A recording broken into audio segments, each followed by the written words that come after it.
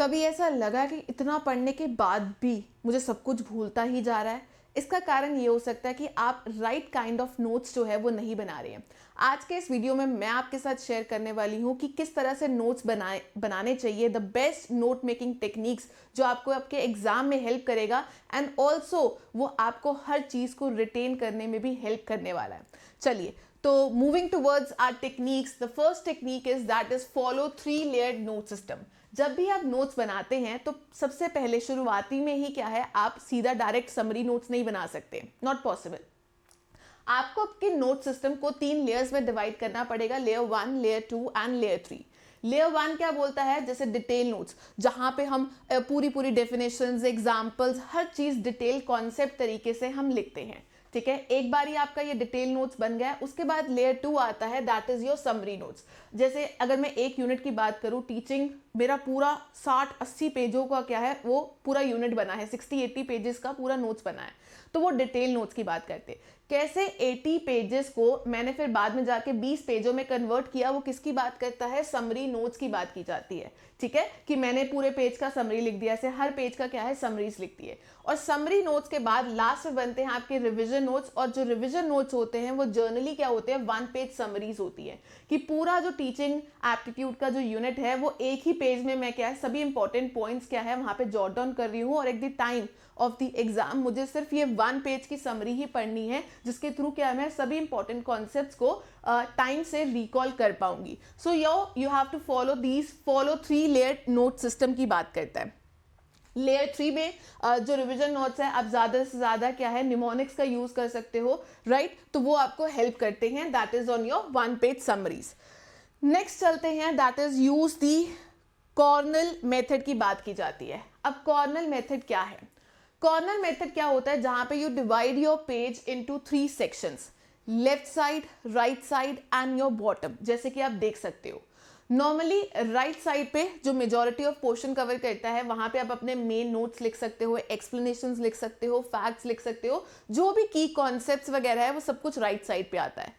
इस कॉन्सेप्ट से रिलेटेड आप कुछ कीवर्ड्स हो गए, या प्रीवियस ईयर क्वेश्चन में किन टॉपिक से क्वेश्चन आया, या हल्का सा छोटा सा क्वेश्चन लिख दिया, तो जो भी उससे रिलेटेड इंपॉर्टेंट टर्म्स है, पीवाईक्यूज है या क्वेश्चंस है, वो आप लेफ्ट साइड पे लिख देते हैं। राइट साइड पे आपका मेन कॉन्सेप्ट आ गया, लेफ्ट साइड पे उससे रिलेटेड इंपॉर्टेंट कीवर्ड्स आ गए।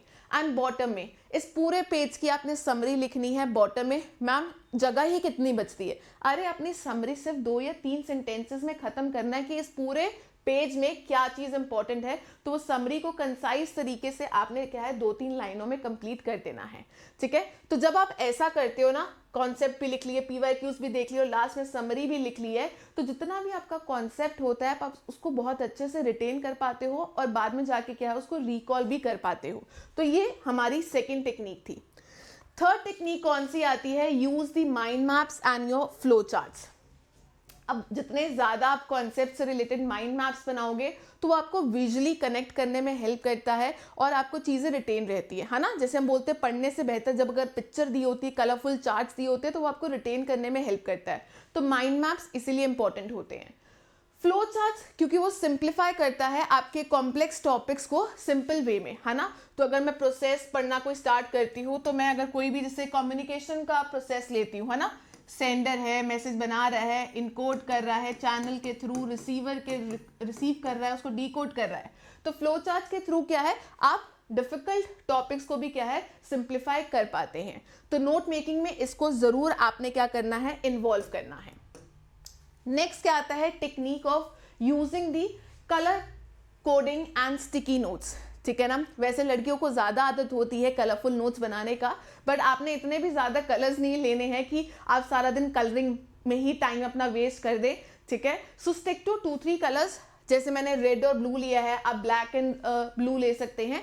तो रेड या फिर ब्लैक से आप कोई इंपॉर्टेंट इंफॉर्मेशन है, फॉर्मूलाज है, डेट्स है, आप उसको हाईलाइट कर सकते हैं। और जो भी आपका पढ़ने वाला कॉन्सेप्ट है, थ्योरेटिकल है कॉन्सेप्ट, से आप उसको ब्लू में लिख सकते हैं। तो आपको पता हो जाएगा कि इस पूरे पैराग्राफ में किस चीज़ को ज़्यादा फोकस करना है, जो हाईलाइटेड है रेड से, डिफरेंट कलर से। एंड अब हर पेज पे क्या है, अगर आपको लगता है कि आपके पास इतना पेज नहीं बचा है, इतना जगह नहीं बची है तो एक पूरे पेज के आसपास आप स्टिकी नोट रख सकते हैं, जहाँ पे स्टिकी नोट में आप क्या करोगे, वहाँ पे समरी लिख सकते हो, है ना, कि ये पूरा पेज क्या कहने की कोशिश कर रहा है। सो समरी स्टिकी नोट्स में आपको हेल्प करती हैं।